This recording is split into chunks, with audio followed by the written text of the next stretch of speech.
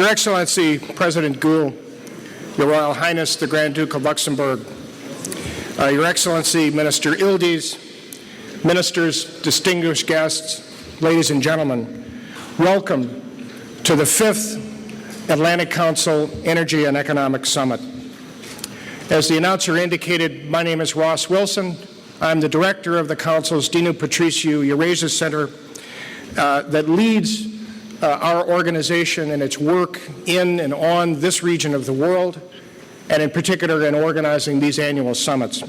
It is my honor today to open this event. I do so in place of Council President and Chief Executive Officer Fred Kemp, who unexpectedly could not be here because of a death in his family. He sends his regrets and best wishes to all of you.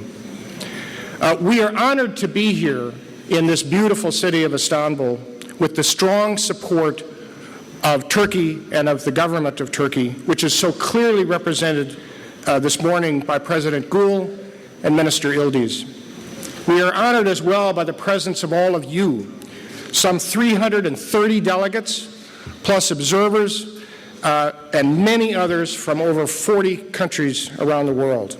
By coming here, you have shown a commitment to the success of this vital region and to nurturing its connections with the transatlantic community and with the world as a whole. We are grateful to all the many organizations listed in your conference materials who have so generously supported this summit initiative and the work of the Atlantic Council, including especially our 5 summit co-chairs who are identified in the backdrops to my right and left. Thank you. For the next 2 days, we hope to engage you in a conversation about what our summit director, Orhan Taner, who will take the stage in a moment, put forth for us as this year's theme, exploring the new landscape. The global landscape one sees today is new, has concerns, has opportunities. The world seems poised on what some refer to as an historical inflection point, not unlike those in 1815, 1919, 1945, and 1989. This is a time of dramatic and rapid change. The stakes are high, the risks substantial, the opportunities tremendous, and the path forward uncertain. Our agenda here aims to take stock of this rapid pace of change that is reshaping the world in energy, in regional politics, and in business, cyber, and other fields. I am told that what originally drew people to this area, Tarabya, besides its natural beauty, was the presence here of hot mineral springs that healed those taking the waters.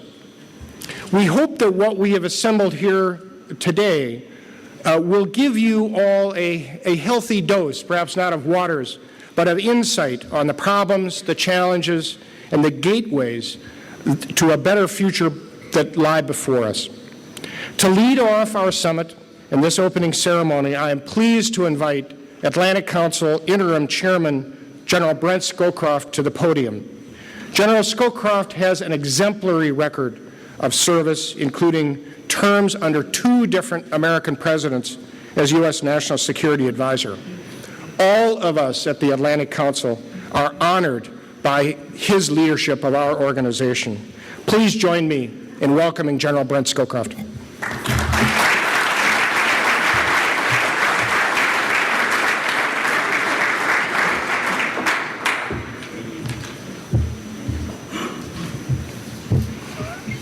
Your Excellency, President Ghul, Your Royal Highness, the Grand Duke,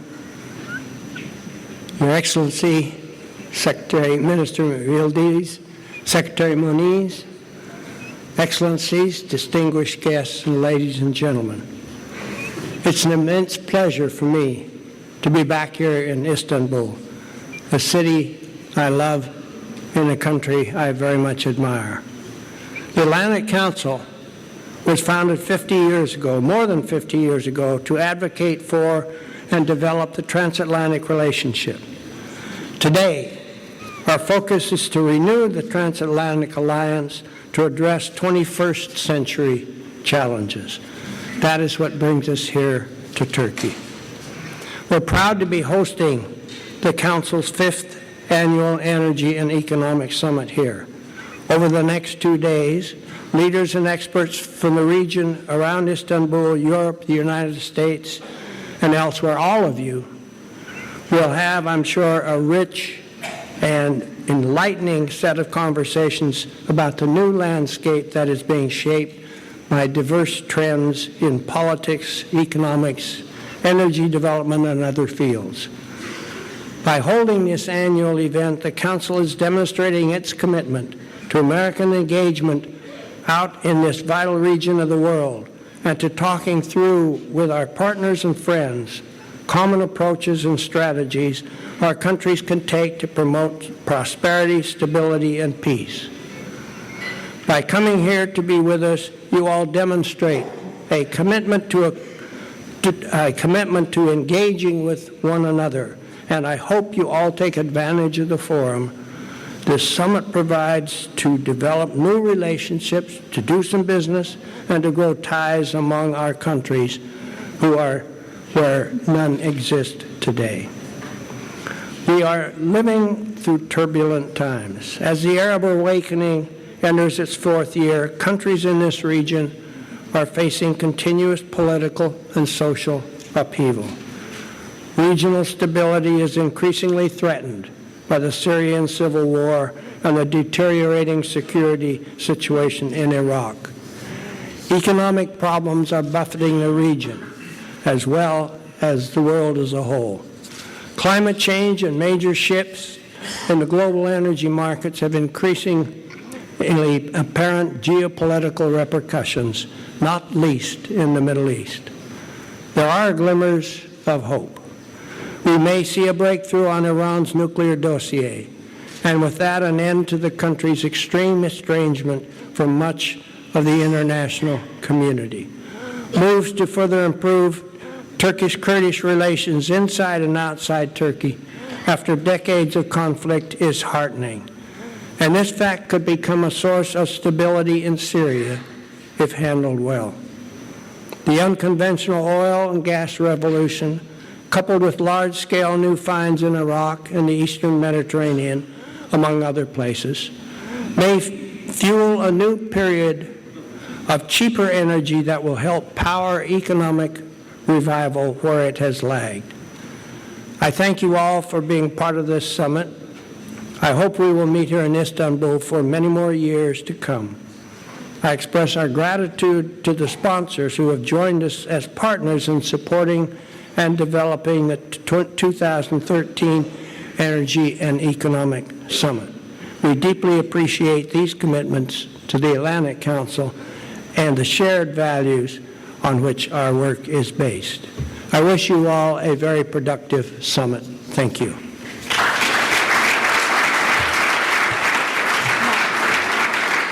Ladies and gentlemen, please welcome to the stage Atlantic Council Energy and Economic Summit Director, Mr. Orhan Taner.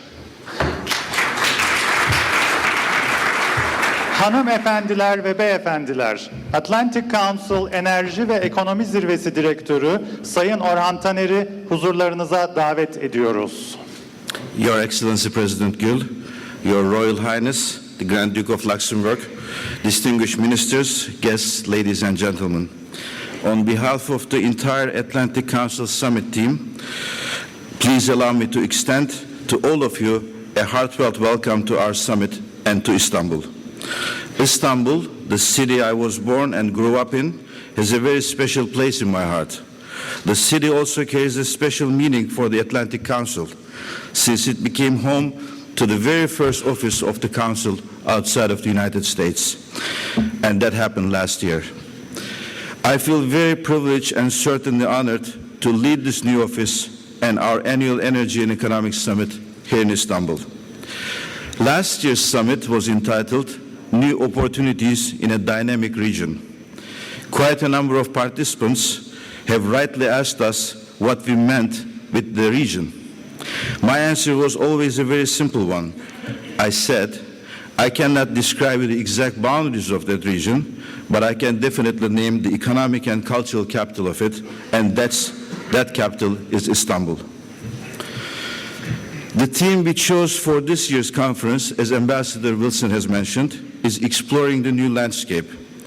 Over the next 2 days, we will not only explore the emerging geopolitical landscape in this region, centered around Istanbul, but we will also attempt to identify new opportunities and challenges related to the new global energy landscape. Your Excellency, Your Royal Highness, ladies and gentlemen, as many of you are already aware of, Istanbul is on its way to become a global financial center. I'm happy to report that the city is already widely being viewed as a regional energy center. And I think this summit is a living proof of that. This should really not come as a surprise to those of us who have closely witnessed the tireless efforts of our next speaker and his team at the Ministry of Energy.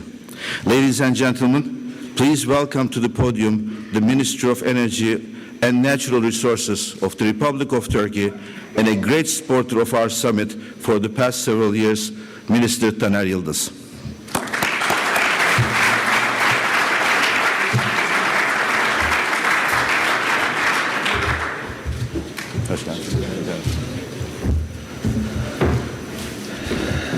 Sayın Cumhurbaşkanı, His Excellency, Mr. President, the Grand Duke of Luxembourg, Henri, His Royal Highness, ladies and gentlemen, distinguished participants, I would like to relay my best wishes to all of you. We have convened for the 5th Atlantic Council Summit, and we are very pleased to see that every year we have new participants, and this summit is becoming a very important event.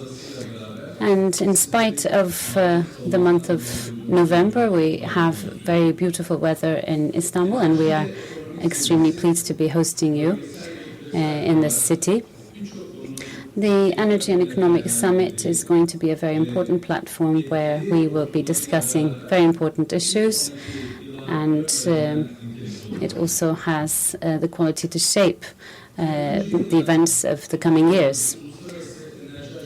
And the International Energy Agency is now celebrating its 40th anniversary. Turkey has been the term president for 2 years, and Turkey has completed the Paris meetings, and very interesting results have come out of this meeting. Environment, of course, is a very important issue, and we are all fighting to develop our energy resources based on these concerns for the environment. But of course there are many issues that are being debated today.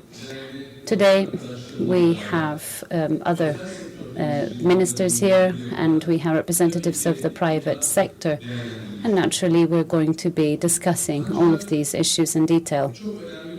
However, there are some very important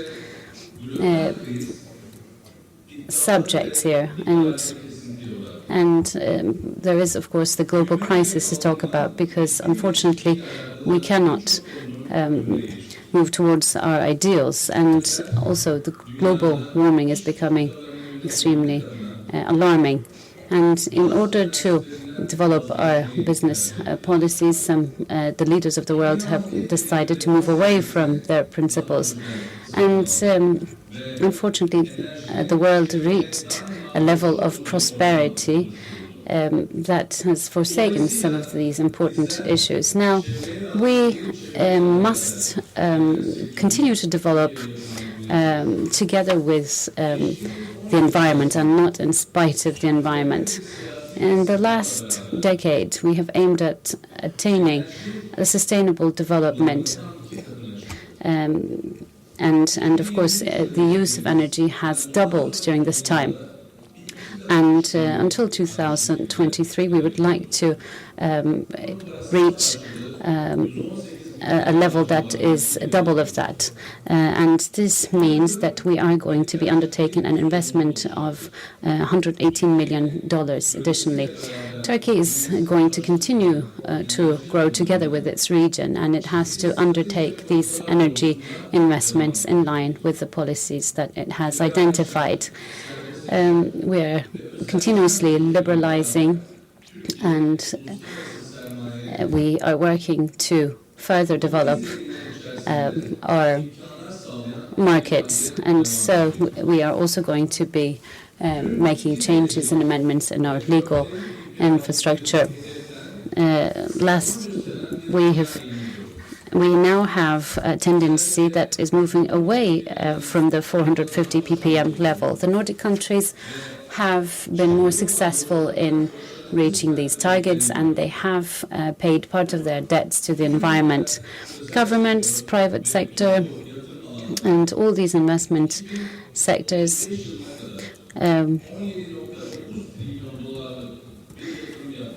have to undertake an investment that will amount $17.9 trillion until 2035. Because we know that still in this world, 1.3 billion people have do not have access to energy resources. So countries owe it to their own people and owe it to the world to carry out works in the field of environment. So we have, of course, the realities and the wishes, and unfortunately, there's a pendulum that goes from one side to the other, and the international financial structure, of course, always looks for a sound financial and legal framework to fall upon. So we have to continue to work towards a better future, and we try to use our energy resources to our advantages, and we have to also think about our children, and we believe that we have to leave a world to them that they deserve. For this reason, when designing our energy policies in Turkey, we try to consider these important aspects that pertain to the environment, and we try to diversify our energy resources and energy routes. And we believe that we are taking important steps towards that direction. Of course, everything started with wood, and then we've moved towards coal, and now, of course, we've utilized our oil resources, and we're moving towards hydro and other new types of energy. Today, there are factors that may affect international competition. There are separate pricing mechanisms, and energy must be a reason to build more peace. But unfortunately, problems in this area are leading to problems around the world. The global economy is developing very fast, but unfortunately, policies are becoming more national. But issues that relate to the climate, of course, concern our planet as a whole. There are small energy opportunities for us, maybe, but they sometimes become big problems for the rest of the world. The shale gas that is being developed now has affected prices around the world. The EU member countries are using 3 times the amount of natural gas that is used by the US, and Japan and other Asian countries are using even more. So we have to pay special attention to these new developments. With the discovery of the shale gas in the US, now there are new developments, and the surplus of coal is being exported from this country. The 28 EU members have 12 global companies who have taken the decision to close down their power plants with the capacity of 50,000 megawatts. This has a financial value of about $60 billion. So this has just been suspended. So all investments that are being concluded around the world are being financed through the resources coming from our citizens. So every new investment to be undertaken leads to certain problems in managing policies related to the individual peoples of each particular country. So we have to also think about managing this paradox. I believe that in the meetings that you will be holding today and tomorrow, you will be tackling these very important issues and arriving at important conclusions. Ladies and gentlemen, Turkey is looking to develop together with its region, and it has to manage this growth very carefully. And with these thoughts and feelings, I would like to once again reiterate my pleasure in being with all of you today. Thank you.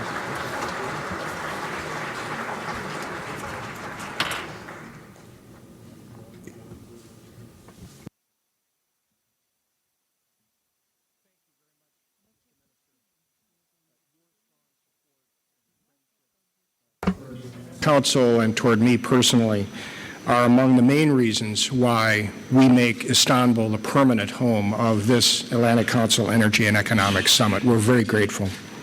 Now it is my pleasure to introduce His Royal Highness, the Grand Duke of Luxembourg. His Royal Highness serves as Commander-in-Chief of the Luxembourg Armed Forces and holds the rank of General.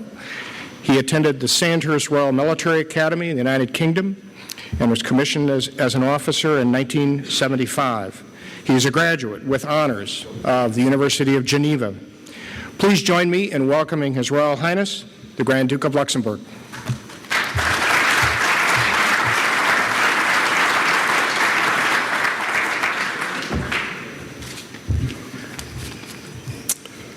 Mr. President, Ministers, Excellencies, ladies and gentlemen, I'm delighted to address such a distinguished audience on the occasion of my first state visit to Turkey.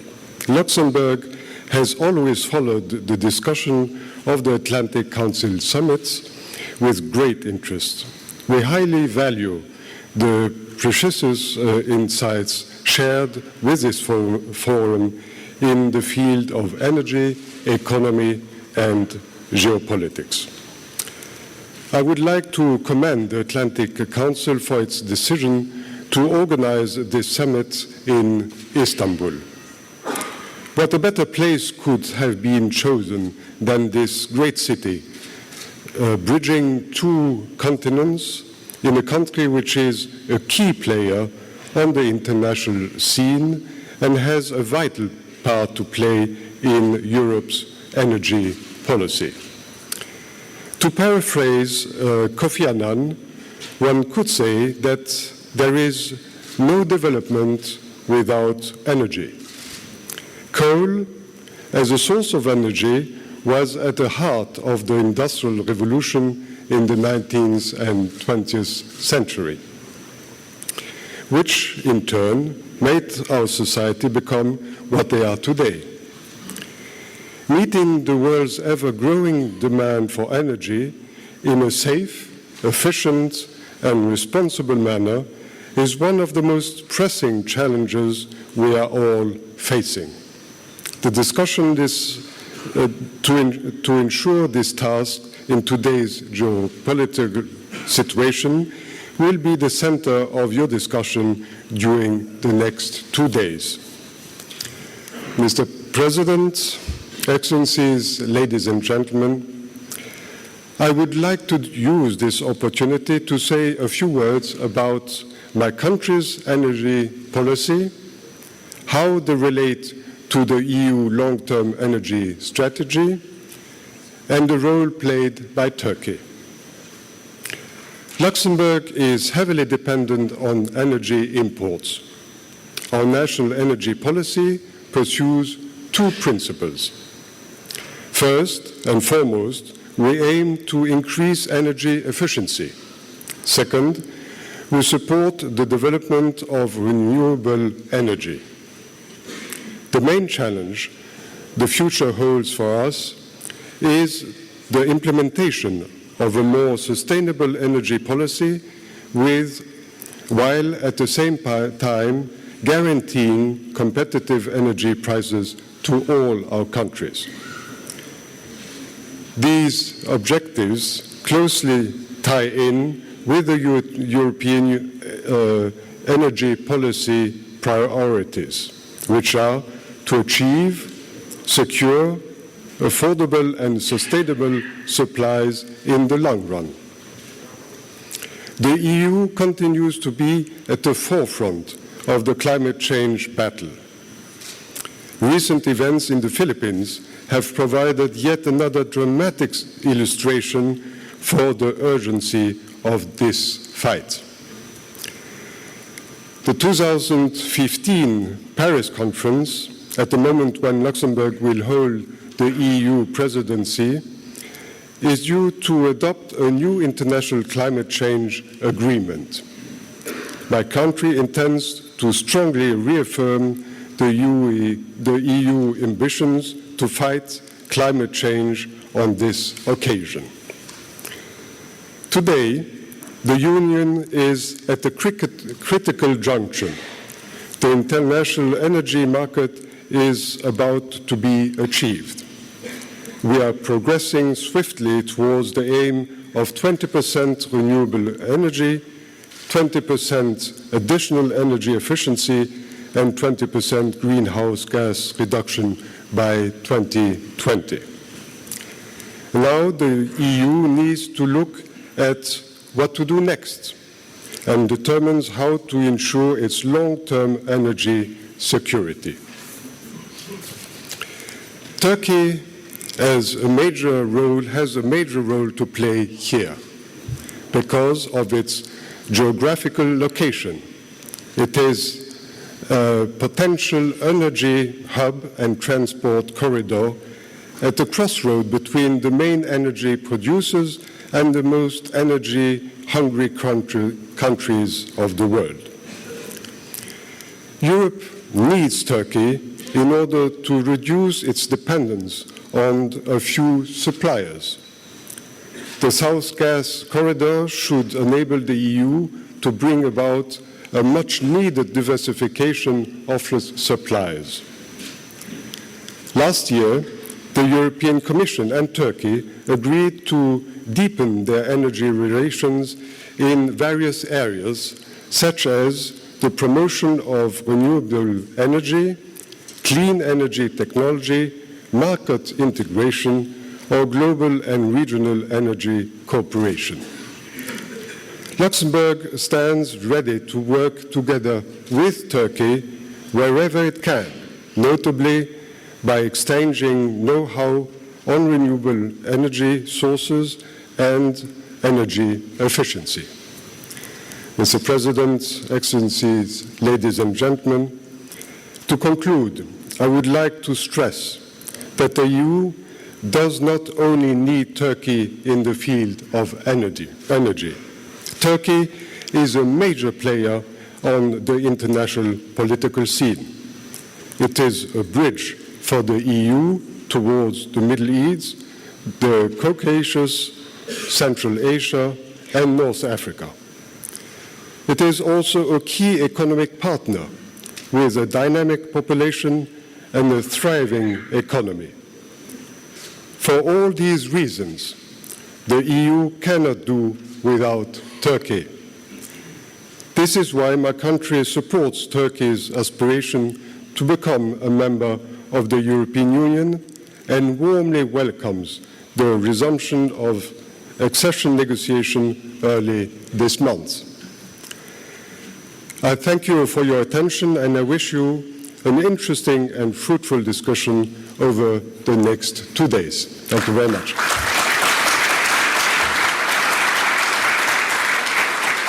Ladies and gentlemen, please welcome back to the stage the Chair of the Atlantic Council, General Brent Scowcroft. Hanımefendiler ve beyefendiler, Atlantic Council Dönem Başkanı General Brent Scowcroft'ı tekrar huzurlarınıza davet ediyoruz. Thank you, Your Royal Highness, for those thoughtful remarks. It is now a great honor for me to welcome President Ghul, who I am very proud to count as a personal friend. He's a statesman whose vision is a Turkey firmly anchored in the West. As a fully fledged member of the Euro-Atlantic community, he deeply shares our values and is a devoted promoter of democracy, human rights, tolerance, and decency, a beacon in the region and for the world. Abdullah Ghul is the 11th President of the Republic of Turkey. Before his election to this post by the Turkish Grand National Assembly in 2007, he served as Prime Minister, Foreign Minister, and a Member of Parliament. He has been a regular visitor to the United States, and I'm sure to most of the countries represented here. Please join me in welcoming the President of the Republic of Turkey.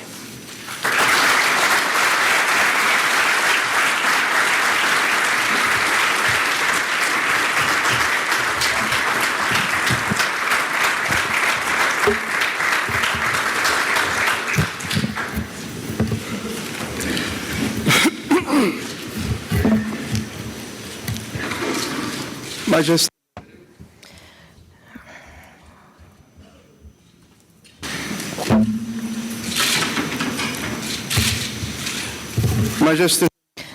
Your Royal Highness, Grand Duke of Luxembourg, distinguished ministers, distinguished guests. I'm very pleased to have this opportunity to address such a distinguished audience at the 5th Energy and Economic Summit of the Atlantic Council.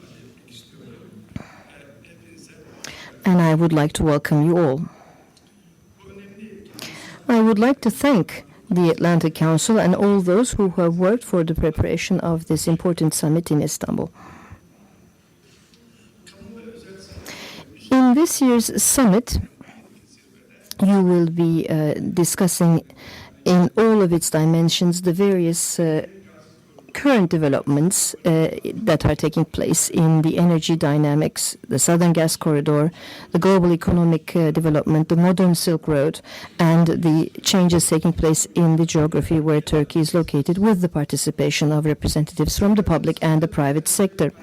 I do believe that the panels which will be organized within the framework of this summit will constitute a visionary basis for your discussions, and I wish success to everyone in all your deliberations, and I do believe that your discussions will be very fruitful for all the participants. Energy and the economy are two concepts which are indispensable and complementary with each other, and we live at a time where we discuss these two issues when there are important global and regional developments taking place. There are two important current developments which give direction to global geopolitics. On the one hand, there is an economic crisis which has impacted especially the United States and Europe and the rest of the world. And there are reflections and ramifications of this economic crisis which has not yet been resolved. Secondly, we are witnessing a historic process of change and transformation which is taking place in North Africa and the Middle East, aimed at changing the outlook of this region, but whose outcome we cannot ascertain at this point. So regional and global peace, stability and security will to a great extent be determined by how this process and these processes pan out. So looking at these issues from this point of view, we also have to remember the fact that internal conflict in one country does not necessarily remain limited in its effect and reflections to that country, but that it constitutes a danger for regional stability, as in the case of Syria, for example. And I'd like to take this opportunity to sound a warning. If crises are not intervened in a timely fashion and as necessary, then it is inevitable that we encounter painful examples such as Syria. And it is a very painful and unconscionable situation that so many people have lost their lives already in Syria in figures which would have been unimaginable 2 years ago if pronounced. Therefore, any understanding which considers that crises could be delayed could lead to negative consequences and create even greater crises. Therefore, it is vital that those who turn a blind eye to some crises which are removed from their geography or from their borders ought to see and consider that such situations may spill over to other countries, their countries, that terror, that conflict can also endanger their life as well. And therefore, that problem of stability in one country would certainly have some negative consequences regionally and globally in terms of economic balances. As we all know, any conflict in a country that owns hydrocarbon resources or any conflict that emerges in a country that surrounds those countries having hydrocarbon resources have an impact on energy prices, and that has an in turn effect on the economic prosperity of people wherever they live. So I'd like to touch upon issues relating to energy and economics based on these general observations. Energy security, diversity, and secure access to energy resources and affordable prices have become issues of national security and interest for all countries. And it is with this purpose that we have to consider not only internal economic dynamics, economic prosperity in a country, prosperity or sustainable development in one country, but we also have to now consider energy and economics as issues which have an impact on relations between states, alliances, foreign policy choices, and defense policy. As such, energy security will continue to be a priority issue in the international agenda. Distinguished guests, despite the great potential promised by non-conventional sources of energy, such as renewable or shale gas, we still see that in the medium term at least, mankind will continue to depend also on hydrocarbon resources. Projections suggest that the fundamental element of our budgets until the 2040s will continue to be fossil fuels. Under those circumstances, one of the main goals of energy security will continue to be achieving diversity of resources, reliable resources, affordable prices, uninterrupted flow of energy.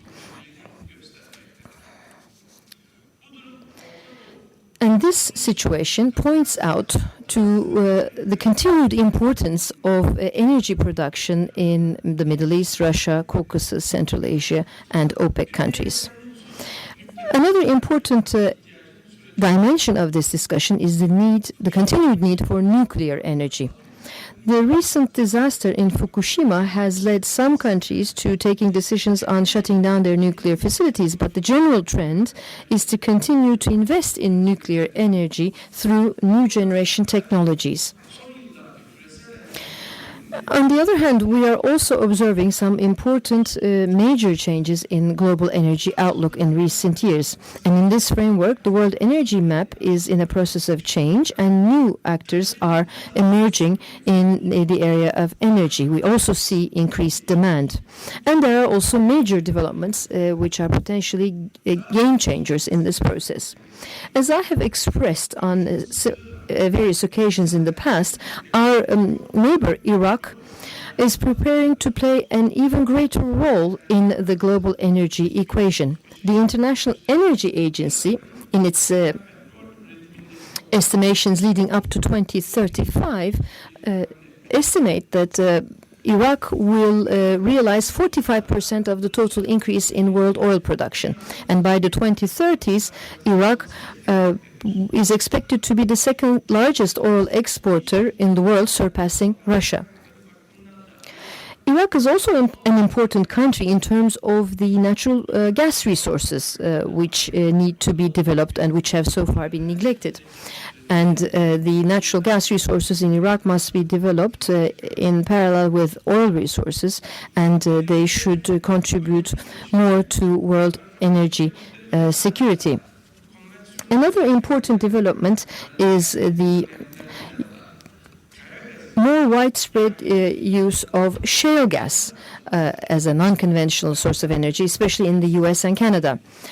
It is estimated that there are huge resources and reserves of shale gas in Latin America, Mexico, China, and Australia. And this new development will have an impact directly on the world liquefied natural gas markets. This situation will also have an impact in terms of creating a long-term comprehensive transformation in the energy equation in the world, which traditionally was shaped along the east to west and south to north direction.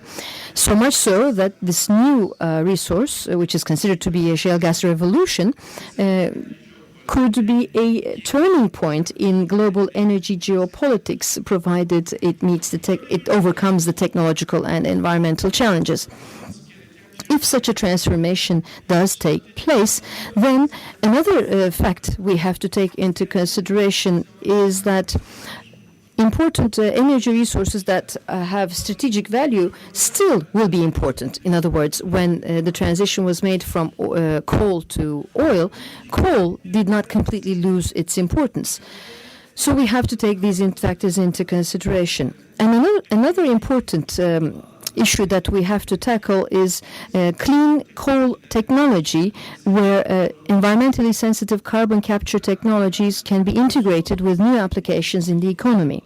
In my opinion, in the context of the issue of climate change,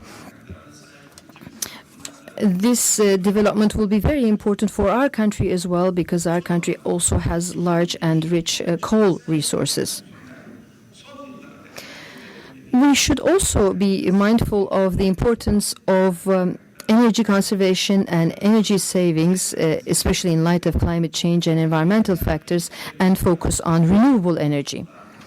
Work that has been going on in terms of energy efficiency show that a lot of energy can be saved. Therefore, instead of, we should also focus on efficiently using our existing resources and not necessarily always moving on to new resources, or we should do both in a most efficient way. And I think this is very important for all countries, and this is important for our own country as well. And the ministry is focusing on efficiency in greater detail. Solar, wind, geothermal, hydroelectric energy, renewable energy, should have an increasing weight in the energy basket of any country that aims to achieve sustainable development. Our goal should be to leave this planet as a livable place to future generations. And to do this, we must focus on the development of these resources, and we must continue to invest heavily in these resources and continue with scientific technological developments. The future of R&D and innovation activities will certainly have a determining role in the future of this sector and its role within the overall global energy equation.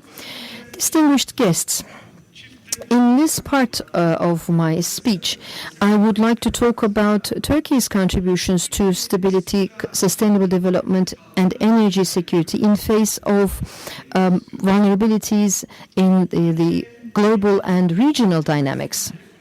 Turkey has the 17th largest economy in the world. energy demand in Turkey has grown more than 3 times above the world average, and it is expected that energy demand will double in Turkey by the year 2023. For this reason, Turkey contributes to activities which aim to develop energy security in the world, and which also to projects which aim to ensure sustainable and inclusive economic growth. I'm sure that our Minister of Energy, Taner Yıldız, will talk to you and share with you in greater detail some of the work that Turkey has been doing in this area. I don't want to therefore go into detail, but I'd like to touch upon one point which I believe to be very important. There's no doubt you are very carefully and closely following strategic projects which are developed where Turkey is also a part of. These are projects that are projects focused on transporting gas, Azeri gas, but also in the long term gas from the Caucasus, Central Asia and Middle East through Turkey to Europe. These projects, in our opinion, are very important in terms of ensuring not only our energy security, but also in terms of reinforcing security, stability and prosperity in Europe. Despite all of our contributions in this respect, I find it a contradiction that one of the chapters in Turkey's accession talks with the European Union that is blocked is energy. And I find this to be rather unfortunate. And there is no doubt that the party that needs to overcome this contradiction is the European Union. And I do believe that our friends at the European Union are very much aware of this fact. On the other hand, there are also natural gas resources which have been discovered in the Eastern Mediterranean, and these reserves are estimated at being around, at the moment, 3.5 trillion cubic meters. These resources, we hope, shall be used in a way and extracted in a way which will contribute to resolving instabilities in the region, including regional problems such as the Cyprus problem, so that they can create prosperity and mutual interdependence. There is no doubt that the most reasonable and realistic alternative for transporting these resources to the European markets is the route through Turkey. In this context, I believe that it's very important for us to take up this issue in a way which will contribute to greater stability, prosperity and cooperation in the region as a basin, and also in a way which will positively impact regional and global economy and energy geopolitics. And let me also take this opportunity to say that Turkey will continue to honor its commitments with respect to an international climate change regime which is effective, inclusive, comprehensive and legally binding. And we need to have such commitment from all actors in the world. Distinguished guests, Turkey is a country which has central importance in the world in terms of the global economy and energy geopolitics. And all the projects that we have initiated and that we work on are projects which are aimed to contribute positively to the political, social and economic outlook of the broad region and geography that Turkey is a part of. And within this framework, as we work through these efforts, we also see that the fundamental assumptions that the international system is based on are also beginning to change. In the new global order, security, prosperity, and indivisibility of peace will have priority significance as important fundamental parameters, and energy will be a very important and indispensable part of those parameters, and therefore international cooperation, solidarity in this respect will be very important. The key concept in trying to overcome risks and threats and in order to benefit from the opportunities in the best way possible is regional cooperation based on democratic and global values.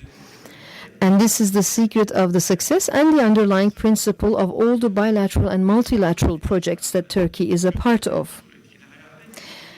The projects that we are trying to realize by taking into consideration mutual interests can only be realized through making better and effective use of existing cooperation mechanisms and also by establishing new and more comprehensive mechanisms. Turkey will continue to develop and implement projects that create economic value for the countries in our region and for our global partners within a spirit of regional ownership, partnership, and cooperation. And our recent contacts with our counterparts in Iraq, all our discussions there more recently constitute a very clear example of our determination in this respect. Distinguished guests, I would like to